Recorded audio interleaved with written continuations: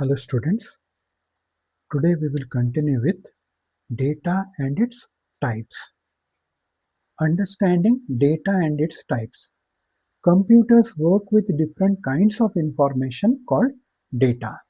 While computers store everything as zeros and ones internally, we can input data in many number of forms like text, numbers, images or videos. Data comes from many sources and in different format. ಕಂಪ್ಯೂಟರ್ನಲ್ಲಿ ನಾವು ಏನೇನು supply ಮಾಡ್ತೇವೆ input ಡಿವೈಸಿಂದ ಅದನ್ನೇನಂತೇವೆ data. ಅದು ಬೇಕಾದರೆ mouse click ಇರ್ಬೋದು, ಕೀಬೋರ್ಡಿಂದ character type ಮಾಡಿದ್ದು ಇರ್ಬೋದು. All we will call it as A data. It may be movie, it may be one image, may be your photo, ಏನು ಇರ್ಬೋದು. ಅದನ್ನೆಲ್ಲ ನಾವೇನಂತ ಹೇಳ್ತೇವೆ ಡೇಟಾ. ಅದಕ್ಕಾಗಿ ಅದನ್ನು data comes from many sources and in different format. For example text data using letters capital A to Z or small a to Z. Capital A to Z ಇಂದ ಮಾಡಿದಂಥ ಒಂದು ಕ್ಯಾರೆಕ್ಟರ್ ಕಾಂಬಿನೇಷನ್ ಇರ್ಬೋದು. ನಿಮ್ಮ name ಇರ್ಬೋದು, address ಇರ್ಬೋದು, school name ಇರ್ಬೋದು, ಅಥವಾ numbers 0 to 9 ಒಳಗೆ ಇರುವಂಥ ಡಿಜಿಟ್ಸ್ ಯೂಸ್ ಮಾಡಿ ಫಾರ್ಮ್ ಮಾಡಿದಂಥ ನಂಬರ್ಸು ಇರ್ಬೋದು. And symbols like at, hash, plus, minus ಇಂಥದೆಲ್ಲ ತೆಗೆದುಕೊಂಡು ಬಿಲ್ಡ್ ಮಾಡಿದ್ದು ಇರ್ಬೋದು. Images made up of coloured pixels, red, green, blue, RGB ಅಂತೇವೆ.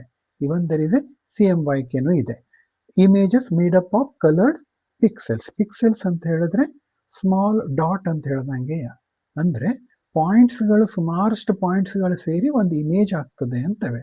ಅದಕ್ಕೆ ನಾವು ಪಿಕ್ಸೆಲ್ಸ್ ಅಂತ ಹೇಳ್ತೇವೆ. ಅದಕ್ಕೆ ಬಿಟ್ ಮ್ಯಾಪ್ ಇಮೇಜ್ ಅಂತ ಹೇಳ್ತಾರೆ. ಬಿಟ್ಸ್ ಅಂದರೆ ಪಿಕ್ಸೆಲ್.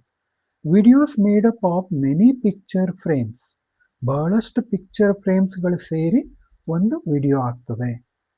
ನಾವೀಗ ಪವರ್ ಪಾಯಿಂಟನ್ನೇ ತೆಗೆದುಕೊಂಡ್ರೆ ಪವರ್ ಪಾಯಿಂಟಲ್ಲಿ ಮೆನಿ ನಂಬರ್ ಆಫ್ ಸ್ಲೈಡ್ಸನ್ನು ಮಾಡ್ತೇವೆ. ಆ ಸ್ಲೈಡ್ಸನ್ನು ಸೇರಿ ಒಂದು ಇಮೇಜ್ ಆಗ್ಬೋದು ಅಥವಾ ಒಂದು ಮೂವಿ ಆಗ್ಬೋದು. ಹಾಗೆ documents with both numbers and text. Document ತೆಗೆದುಕೊಂಡ್ರೆ ಅದರಲ್ಲಿ ನಂಬರ್ಸು ಇರ್ತದೆ, ಟೆಕ್ಸ್ಟು ಇರ್ತದೆ. ನೀವೇನಾದರೂ ಪೇಂಟಲ್ಲಿ ಒಂದು ಪಿಕ್ಚರ್ ಡ್ರಾ ಮಾಡಿದ್ರಿ ಅಂದ್ರೆ ಅದು ಇಮೇಜ್ ಆಯಿತು. There are 3 main types of data. ನಿಮ್ಮ ಸಿಲೆಬಸ್ ಪ್ರಕಾರ 3 ಟೈಪಿನ ಡೇಟಾ ಕೊಟ್ಟಿದ್ದಿದೆ. Structured data, unstructured data and semi structured data ಅಂತ. Structured data, data organised in a clear format with rows and columns. ಅಂದರೆ ಟೇಬಲ್ಸ್ ಫಾರ್ಮೆಟಲ್ಲಿ ಇದ್ದಿದ್ದರೆ ಅದನ್ನು ನಾವು ಸ್ಟ್ರಕ್ಚರ್ಡ್ ಡೇಟಾ ಅಂತ ಹೇಳ್ತೇವೆ. Then easy to understand and sort the information. Sort ಅಂದರೆ arrange ಮಾಡೋದು, ಅದಕ್ಕೆ ಈಸಿ ಆಗ್ತದೆ ಅಂತ ಹೇಳ್ತೇವೆ. Follows strict rules. Example attendance. ಅಟೆಂಡೆನ್ಸನ್ನು ನಾವು ಒಂದು ಸೈಡಲ್ಲಿ ನೇಮ್ ಬರಿತೇವೆ, ಮೇಲ್ಗಡೆ ಎಲ್ಲ ಡೇಸ್ ಬರಿತೇವೆ. Records, sales transactions, railway bookings, ಇವೆಲ್ಲ ನಾವು ಸ್ಟ್ರಕ್ಚರ್ಡ್ ಡೇಟಾ ಅಂತ ಹೇಳ್ಬೋದು. ಒಂದು ಸ್ಟ್ರಕ್ಚರನ್ನು ಫಾಲೋ ಮಾಡುತ್ತೇವೆ, ಅಂಥದ್ದೆಲ್ಲ structured data. Unstructured data, if it not follows same structure, data without a specific organization or format, then that is called unstructured data. No predefined arrangement, harder to process automatically. Example video, audio file, social media post ಇರ್ಬೋದು, image ಇರ್ಬೋದು, email ಬರೆದಿದ್ದಿರ್ಬೋದು, ಅವೆಲ್ಲ unstructured data ಅಂತೇವೆ. Semi structured data, data with some organisation but no strict format. Uses tags or markers to identify information. Flexible but still organized. Example, email ಇರ್ಬೋದು, HTML page ಇರ್ಬೋದು, CSV file ಇರ್ಬೋದು. ಅದನ್ನೆಲ್ಲ ನಾವೇನಂತೇವೆ semi structured data. ಇದರಲ್ಲಿ ನಾವು example ನೋಡುವ. Understanding these data type help us to know how information is stored and processed in computer system. Real world example of data type ನೋಡ್ರಿ. Structured data, name, month, days present, ಒಂದೇ type 3 columns ಅನ್ನು ಹಾಕಿ data ಬರೆದಿದ್ದಿದೆ, structured ಆಯಿತು. Unstructured data ನೋಡ್ರಿ, ಮೇಲ್ಗಡೆ format ಬೇರೆ ಇದೆ, ನೇಮ್, ರಾಹುಲ್, ಮಂತ್ ಈ ಟೈಪಲ್ಲೆಲ್ಲ ಬರೆದಿದೆ. ಕೆಳಗಡೆ ಕಾಲಮ್ಸ್ ಹಾಕಿ ಸಬ್ಜೆಕ್ಟ್ ಮಾರ್ಕ್ಸ್ ಅನ್ನು ಕೊಟ್ಟಿದ್ದಿದೆ. ಇಲ್ಲಿ ಮೇ ಬಿ ಫೋಟೋ ಇರ್ಬೋದು ನಿಮ್ಮದು. ಈ ಟೈಪೆಲ್ಲ ಇದ್ರೆ ನಾವೇನಂತೇವೆ ಅನ್ಸ್ಟ್ರಕ್ಚರ್ಡ್.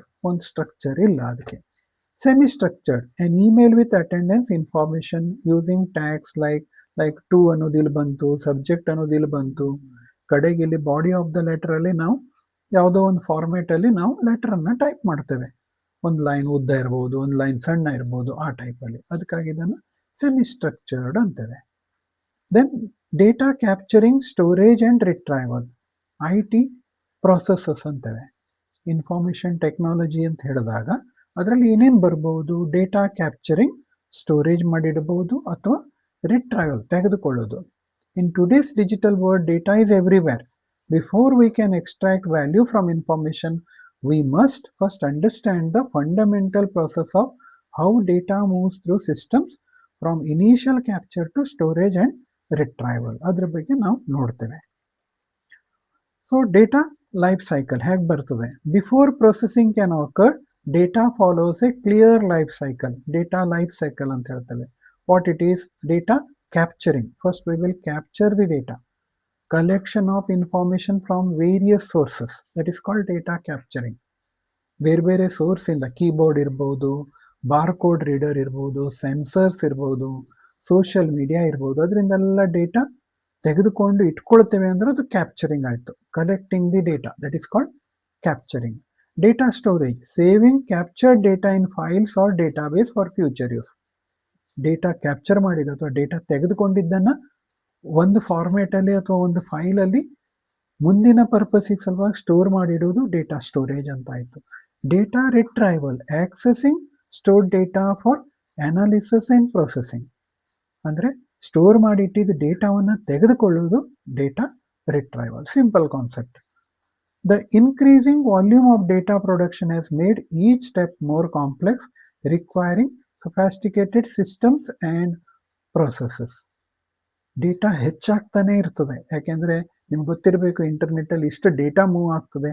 ನೀವೇ ತೆಗೆದುಕೊಂಡ್ರೆ ನಿಮ್ಮ ಮನೇಲಿ ನೀವು ವಾಟ್ಸಪ್ ಮಾಡೋದೇ ಹತ್ರ ಒಂದು ದಿನಕ್ಕೆ ಏನಿಲ್ಲ ಅಂತ ಹೇಳಿದ್ರು 1000 ಕ್ಯಾರೆಕ್ಟರ್ಸ್ ಆಗಿಬಿಡ್ತವೆ. ಅಂದರೆ ಥಿಂಕ್ ಮಾಡ್ರಿ, ಬಿಲಿಯನ್ಸ್ ಗಟ್ಟಲೆ ಜನ ಇದ್ದಾರೆ, ಅವರೆಲ್ಲ ಡೇಟಾ ಮೂವ್ ಮಾಡ್ತಾ ಇರ್ತಾರೆ ಅಂದರೆ ಎಷ್ಟು ಡೇಟಾ ಆಗ್ಬೋದು ಅಂತ. ಅದಕ್ಕಾಗಿ ಅದನ್ನು ಬಿಗ್ ಡೇಟಾ ಅಂತ ಹೇಳ್ತೇವೆ. ಅದಕ್ಕಾಗಿ ಡೇಟಾ ಹೆಚ್ಚಾದಂಗೆ ಕಾಂಪ್ಲೆಕ್ಸಿಟಿ ಹೆಚ್ಚಾಗ್ತಾ ಹೋಗ್ತದೆ ಅನ್ನೋದು ಒಂದು ಥಿಂಗನ್ನು ಇಲ್ಲಿ ಹೇಳಿದ್ದಿದೆ. ಡೇಟಾ ಕ್ಯಾಪ್ಚರಿಂಗ್ ಮೆಥಡ್ಸ್, ಯಾವ್ಯಾವ ಕ್ಯಾಪ್ಚರಿಂಗ್ ಮೆಥಡ್ಸ್ ಇದ್ದಾವೆ ಡೇಟಾ ಕ್ಯಾಪ್ಚರ್ ಮಾಡಲಿಕ್ಕೆ, ಡೇಟಾ ತೆಗೆದುಕೊಳ್ಳಲಿಕ್ಕೆ? One is manual method, that is manual input ಅಂತೇವೆ. Traditional entry via keyboards and pointing device. Entry ಮಾಡೋದು, ಕೀಬೋರ್ಡಿಂದ ಎಂಟ್ರಿ ಮಾಡೋದು, ಅಥವಾ ಮೌಸಿಂದ ಕ್ಲಿಕ್ ಮಾಡಿ, ಓಕೆ, ಅಥವಾ ಏನಾದರೂ ಮೌಸಿಂದ ಎಂಟರ್ ಅಂತ ಹೇಳೋದು ತೆಗೆದುಕೊಳ್ಬೋದು, ರೈಟ್ ಕ್ಲಿಕ್ ಮಾಡಿ. ಆ ಟೈಪಲ್ಲೆಲ್ಲ ಮ್ಯಾನ್ಯುವಲ್ ಇನ್ಪುಟ್ ಅಂತ ಹೇಳ್ತೇವೆ. Direct human interaction is required. Prone to human error, relatively slow but highly adaptable. ಸ್ಲೋನು ಹೌದದು, ಯಾಕೆಂದರೆ ಟೈಪ್ ಮಾಡಬೇಕು, ಅದಕ್ಕಾಗಿ it will take time. Automated scanning, second one. Barcode readers and QR code scanners. Automatically ಬಾರ್ಕೋಡನ್ನು read ಮಾಡ್ಬೋದು. ಯಾವುದೋ ಒಂದು ಥಿಂಗ್ಸನ್ನು ಅಥವಾ ಪ್ರಾಡಕ್ಟನ್ನು ಐಡೆಂಟಿಫೈ ಮಾಡ್ಲಿಕ್ಕೆ ಬಾರ್ಕೋಡನ್ನು ಯೂಸ್ ಮಾಡ್ಕೊಳ್ಬೋದು. ಕಂಪನಿಯವ್ರು ಹಾಕಿದ್ದಿರ್ತದೆ, ಅದನ್ನು ನಾವು ಮತ್ತೆ ಟೈಪ್ ಮಾಡ್ತಾ ಕೂತ್ಕೊಳ್ಬೇಕು ಅಂದರೆ 15 ಡಿಜಿಟ್ 20 ಡಿಜಿಟನ್ನು ಟೈಪ್ ಮಾಡಿ ಬರೆದಿಡಬೇಕು. It will take time. So that's automated scanning is helpful. Used extensively in retail and inventory. Shopping ಮಾಲ್ಸಲ್ಲಿ, ಮೋರಲ್ಲಿ ನೀವು ನೋಡ್ಬೋದು, ಅದನ್ನೆಲ್ಲ ಯೂಸ್ ಆಗ್ತದೆ. ಸಿಗ್ನಿಫಿಕೆಂಟ್ಲಿ ರೆಡ್ಯೂಸಸ್ ಹ್ಯೂಮನ್ ಇಂಟ್ರಾಕ್ಷನ್ ಕಡಿಮೆ ಮಾಡ್ತದೆ. Enables faster processing of physical goods. Fast ಆಗಿ ಪ್ರೊಸೆಸ್ ಆಗಲಿಕ್ಕೆ ಹೆಲ್ಪ್ ಆಗ್ತದೆ. Then the third one, remote sensing. Data collection without direct contact. ಏನು ಕಾಂಟ್ಯಾಕ್ಟ್ ಮಾಡದೆ ಡೇಟಾವನ್ನು ಕಲೆಕ್ಟ್ ಮಾಡೋದು. ಲೈಕ್ ಮೇ ಬಿ ಸ್ಯಾಟಲೈಟ್ಸಿಂದ ತಗೊಳ್ಳೋದಿರ್ಬೋದು. ನಿಮ್ಮ ಮನೇಲಿ TV ಬರ್ತದೆ, ಟಿವಿಯಲ್ಲಿ ಇನ್ಫಾರ್ಮೇಷನ್ ನಾವು ನೋಡ್ತೇವೆ, ಅದೆಲ್ಲ ಸ್ಯಾಟಲೈಟ್ ಮೂಲಕ ಬರ್ತದೆ. That is remote sensing. IoT device, internet of things ಅಂತ ಹೇಳ್ತೇವೆ. Environmental sensors enables data collection from inaccessible locations. ಎಲ್ಲಿಂದನೋ ಡೇಟಾ ತೆಗೆದುಕೊಳ್ಬೋದು. Supports continuous monitoring of applications. ಇವೆಲ್ಲ ರಿಮೋಟ್ ಸೆನ್ಸಿಂಗಲ್ಲಿ ಬರ್ತವೆ. ಈ ಟೈಪಲ್ಲಿ ಡೇಟಾ ಕ್ಯಾಪ್ಚರ್ ಮಾಡಲಿಕ್ಕೆ 3 ಮೆಥಡ್ಸನ್ನು ಯೂಸ್ ಮಾಡ್ಬೋದು: manual input, automated scanning input and the remote sensing. Data storage evolution. There are 2 medias to store the information ಅಂತೇವೆ. One is physical storage media And the second one is enterprise storage solution. One is physical storage media, second one is enterprise storage solution ante. Physical storage mediaದಲ್ಲಿ ಯಾವ್ದು ಬರ್ತದೆ? Maybe hard drive, then the solid state drive, SSD ಅಂತೇವೆ, then the optical media CD, DVD, CD ಅದೆಲ್ಲ ಬಂತು, optical media ಅಂತ ಹೇಳ್ತೇವೆ. ಬ್ಲೂರೇನು ಬರ್ತದೆ, flash storage, USB drives, memory cards ಬರ್ತವೆ.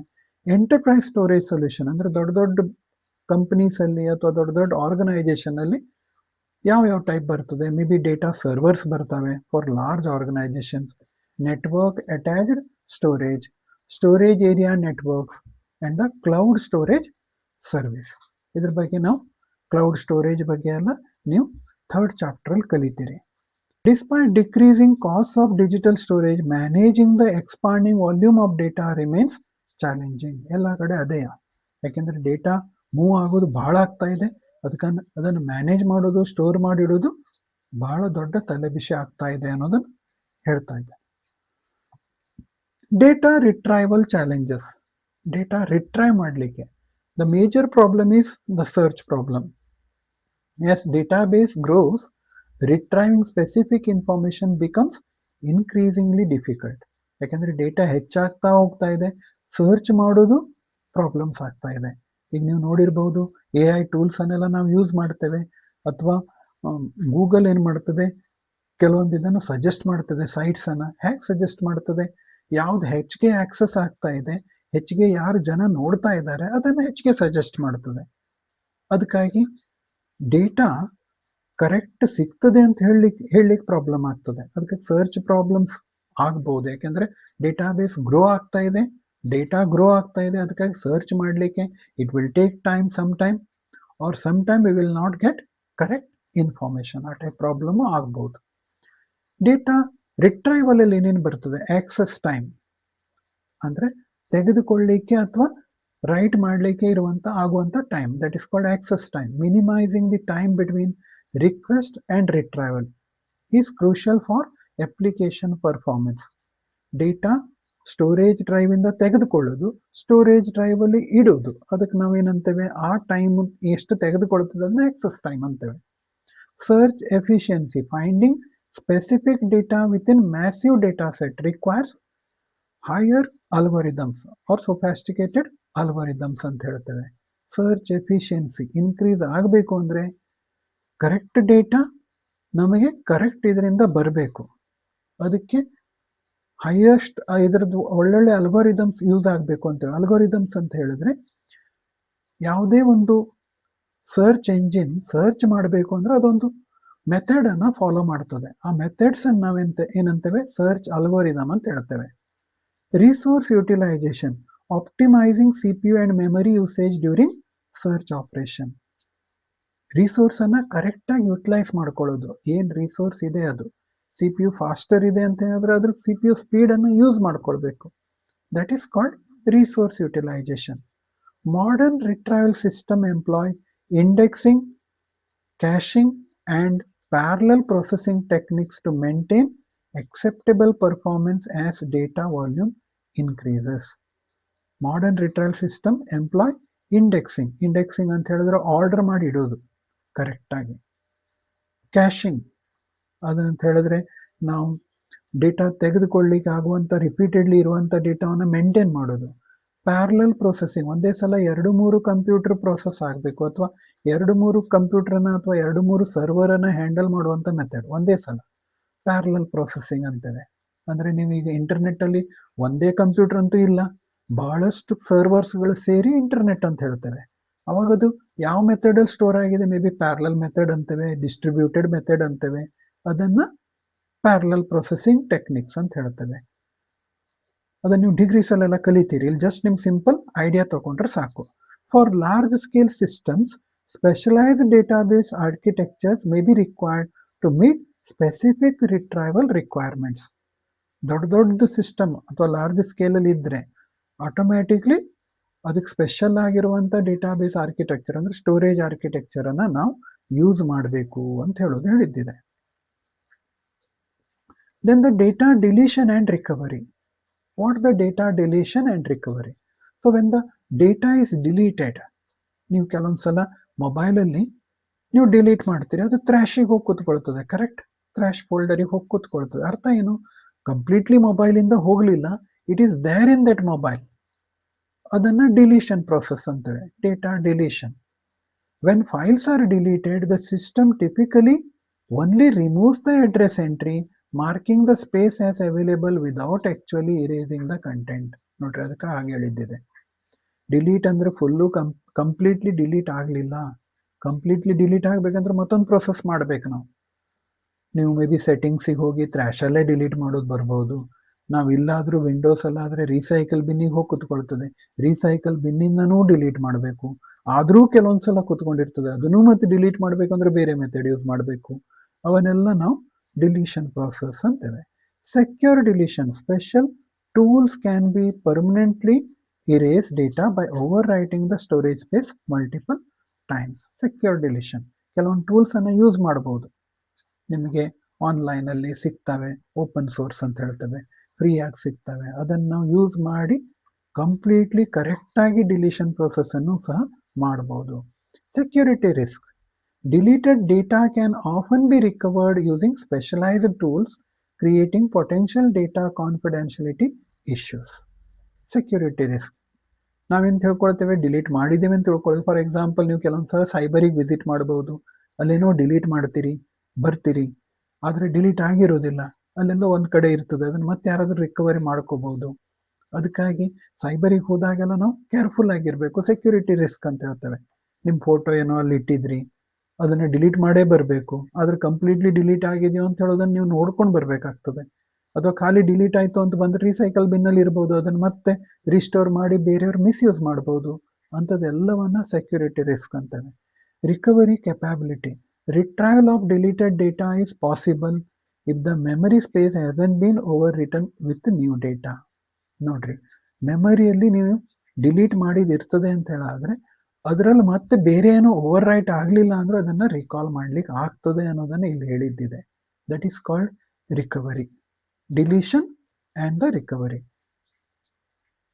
Understanding the deleted doesn't mean erased is crucial for both data recovery and security purpose. Organizations must implement proper data disposal protocols, particularly when discarding storage devices to prevent unauthorized data recovery. ಅಂದರೆ ಆರ್ಗನೈಜೇಷನ್ಸು ಕರೆಕ್ಟಾದ ರೂಲ್ಸನ್ನು follow ಮಾಡಬೇಕು. Protocol ಅಂದರೆ rules ಅಂತೇವೆ. Data disposal rules ಅಥವಾ methods follow ಮಾಡಬೇಕು ಅಂತ ಹೇಳಿದ್ದಿದೆ. When discarding storage devices, ಈಗ ಯಾವುದೋ ಒಂದು computer ಹಾಳಾಯಿತು ಅಥವಾ ಕೆಟ್ಟು ಹೋಗಿದೆ ಅಂಥೇಳಿ ಯಾರಿಗೋ ಕೊಟ್ಟು ಬಿಡ್ಲಿಕ್ಕೆ ಆಗೋದಿಲ್ಲ.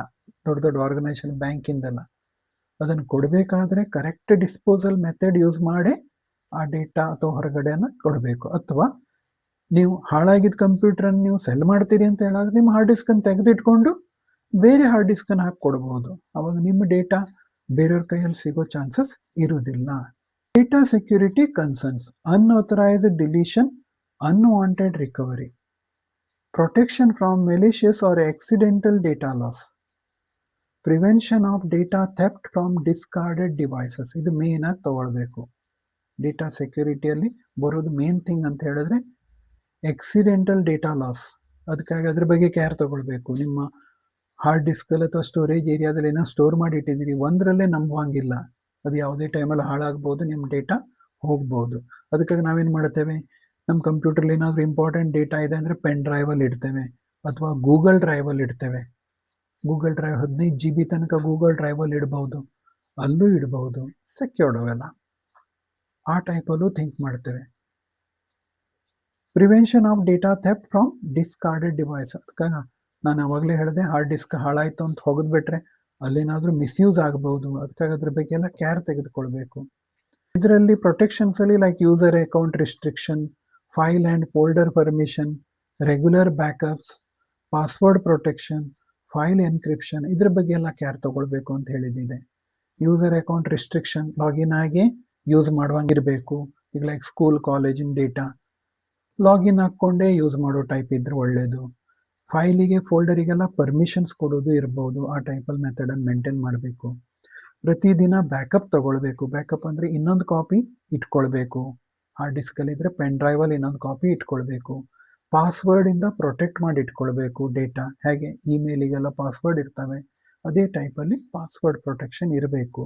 ಫೈಲ್ ಎನ್ಕ್ರಿಪ್ಷನ್ ಅಂದರೆ ಇಂಪಾರ್ಟೆಂಟ್ ಡೇಟಾ ಇದ್ದರೆ ಅದನ್ನು ಬೇರೆ ಫಾರ್ಮೆಟಲ್ಲಿ ಸ್ಟೋರ್ ಮಾಡೋ ಮೆಥಡು, ಅದನ್ನು ಎನ್ಕ್ರಿಪ್ಷನ್ ಅಂತೇವೆ. ಆ ಬೇರೆ ಫಾರ್ಮೆಟಲ್ಲಿ ಸ್ಟೋರ್ ಆಗಿದ್ದನ್ನು ಒರಿಜಿನಲ್ ಫಾರ್ಮೆಟಿಗೆ ತರೋದಕ್ಕೆ ಡಿಕ್ರಿಪ್ಷನ್ ಅಂತ ಹೇಳ್ತೇವೆ. Encryption and decryption. ಪ್ರಿವೆನ್ಷನ್ ಮಾಡೋಕ್ಕೆ, ಪ್ರಿವೆನ್ಷನ್ ಡೇಟಾ ಸೆಕ್ಯೂರಿಟಿಯಲ್ಲಿ ಪ್ರಿವೆನ್ಷನ್ ಮಾಡಲಿಕ್ಕೆ ಏನೇನು ಮಾಡಬೇಕು? Secure data deletion tools, physical destruction of media ಏನಾದರೂ ಎಲ್ಲಾದರೂ ಸುಮ್ಮನೆ ಎಲ್ಲಾದರೂ ಹೊತ್ತಾಕೋದು ಅಥವಾ ಆ ಟೈಪ್ ಮಾಡಬೇಡ್ರಿ. ಡಿಸ್ಕ್ ಎನ್ಕ್ರಿಪ್ಷನ್, ಡಿಸ್ಕನ್ನು ಎನ್ಕ್ರಿಪ್ಟ್ ಮೋಡಲ್ಲೇ ಯೂಸ್ ಮಾಡಿದ್ರೆ ಒಳ್ಳೆಯದು.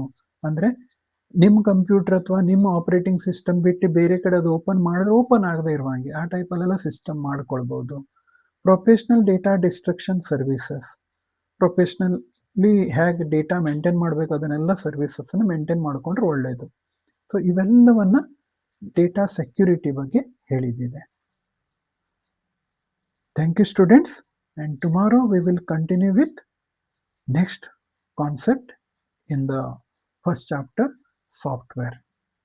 ಅದ್ರ ಬಗ್ಗೆ ನಾವು ಕಲಿತೇವೆ. Thank you. God bless you.